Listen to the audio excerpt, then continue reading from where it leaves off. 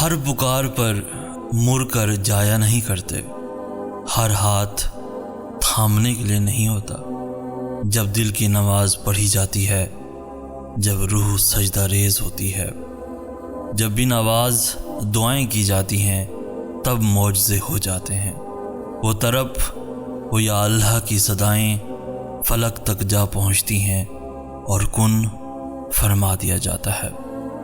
اور ہم انسانوں کو تو چاہیے کہ ہم اس رب کا شکر ہماری کچھ دعائیں قبول نہ کرنے پر بھی کریں۔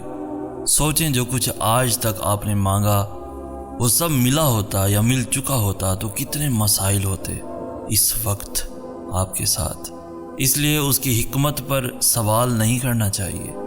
اللہ اور آپ کے درمیان جب بھی فاصلہ آ جائے تو اس فاصلے کو جلد از جلد مٹانے کی کوشش کریں، کیونکہ وہ فاصلہ بہت تھوڑا ہوتا ہے۔ آپ نے بس اپنے بستر سے اٹھ کر جائے نماز تک جانا ہوتا ہے اور سب دوری ختم ہو جاتی ہے۔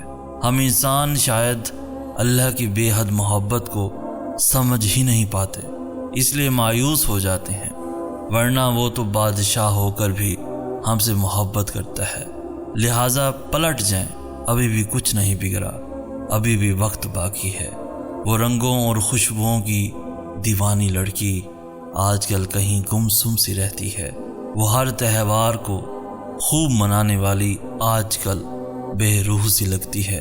نہ جانے کیا غم ہے جو اسے اندر سے کھا رہا ہے، نہ جانے کون سا درد ہے جو اسے چین سے چھینے نہیں دے رہا۔ شاید تھک سی گئی ہے، کسی لمبی مسافت سے نڈھال سی ہو گئی ہے، مگر اس کی آنکھوں میں ابھی کوئی چمک سی باقی ہے، جیسے کوئی آس، کوئی امید ابھی باقی ہے۔ لگتا ہے آسمان والے سے تعلق مضبوط ہے اس کا، اس پر یقین بھی ویسا ہی ہے اس کا۔ میری دعا ہے وہ لڑکی پھر سے شاداب ہو جائے، میری دعا ہے کہ تم سب ویسے ہی شاداب ہو جاؤ۔ اس کی دعاؤں پر وہ رب جلد کن فرما دے۔ آپ سب کی دعاؤں پر اللہ تعالی جلد کن فرما دے۔ دوستو، ہر چیز ایک مخصوص عمل سے گزر کر ہی مکمل ہوتی ہے، بالکل اسی طرح تمہارے صبر کا پھل بھی پک کر تیار ہو رہا ہے، اور جب وہ مکمل پک جائے گا تب ہی وہ میٹھا اور لذیذ ترین ہو کر تمہیں نصیب کیا جائے گا۔ لہٰذا یقین کرو اور دعائیں جاری رکھو۔ تمہیں پتہ ہے تم ایک دن اپنی دعاؤں کی قبولیت کو دیکھ کر دنگ رہ جاؤ گے۔ جو کچھ وہ تمہیں نصیب کرے گا اس پر تم یقین ہی نہیں کر پاؤ گے۔ تم صرف شکر کے آنسو بہاؤ گے اور اپنے ماضی کی ہر تکلیف بھول جاؤ گے۔ وہ جب معجزے کرے گا تو پہاڑوں اور دریاؤں سے بھی راہیں بن جائیں گی۔ تم اس رب کے لاڈلے ہو نا، تم جانتے ہو کہ وہ تم سے بہت محبت کرتا ہے، تمہیں اکثر مصائب سے بچا لیتا ہے، مگر تمہاری ایک دعا ہے جو اب تک قبول نہیں ہوئی، جو تمہارے دل سے جاتی بھی نہیں، تو سنو، وہ دعا لاڈلی نماز سے پوری ہو جائے گی۔ تم جانتے ہو نا، لاڈلی نماز تہجد ہے، تو اس کے لیے پڑھا کرو اور پھر تم دیکھنا کیسے معجزات ہوتے ہیں۔ سورہ مریم کی آیت کا ترجمہ ہے، جبکہ اس نے اپنے رب سے چپکے دعا کی تھی۔ میری نظر سے یہ ترجمہ گزرا تو میں سوچ میں پڑ گیا کہ اللہ نے اپنے کلام میں ہمیں حضرت ذکر علیہ السلام کی دعا کی یہ خصوصیات کیوں بتائی، اور پھر مجھے احساس ہوا کہ اس آیت میں اللہ تعالیٰ نے یہ بتا کر کہ حضرت ذکر علیہ السلام نے چپکے سے دعا کی تھی، یہ بتایا کہ وہ اپنے بندے کی خاموش اور دبی آواز میں مانگی ہوئی دعا بھی سنتا ہے۔ مگر ایک بات غور طلب ہے کہ حضرت ذکر علیہ السلام نے بھی اپنے رب سے امید نہیں توڑی تھی، کیونکہ اگلی ہی آیت میں حضرت ذکر علیہ السلام نے التجا کی ہے کہ آئے میرے پروردگار، میری ہڈیاں کمزور ہو گئی ہیں اور سر بڑھاپے کی وجہ سے بھڑک اٹھا ہے، لیکن میں کبھی بھی تجھ سے دعا کر کے محروم نہیں رہا۔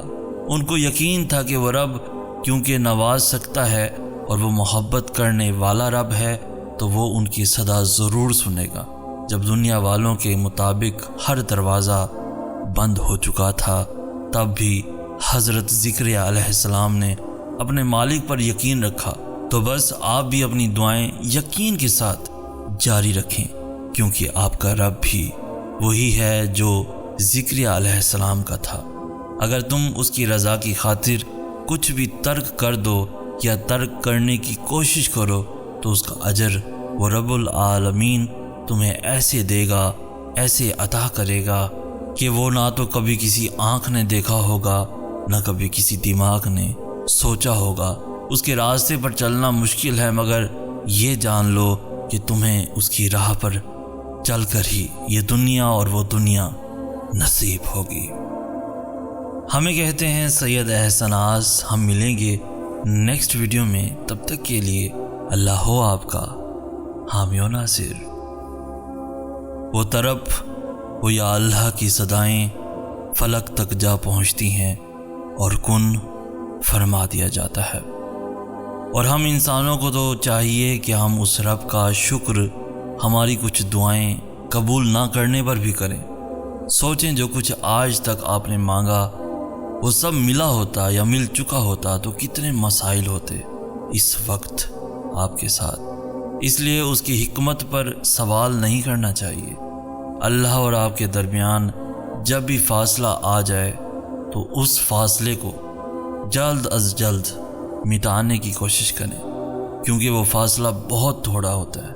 آپ نے بس اپنے بستر سے اٹھ کر جائے نماز تک جانا ہوتا ہے اور سب دوری ختم ہو جاتی ہے۔ ہم انسان شاید اللہ کی بے حد محبت کو سمجھ ہی نہیں پاتے، اس لیے مایوس ہو جاتے ہیں، ورنہ وہ تو بادشاہ ہو کر بھی ہم سے محبت کرتا ہے۔ لہٰذا پلٹ جائیں، ابھی بھی کچھ نہیں بگڑا، ابھی بھی وقت باقی ہے۔ وہ رنگوں اور خوشبوؤں کی دیوانی لڑکی آج کل کہیں گمسم سی رہتی ہے۔ وہ ہر تہوار کو خوب منانے والی آج کل بے روح سی لگتی ہے۔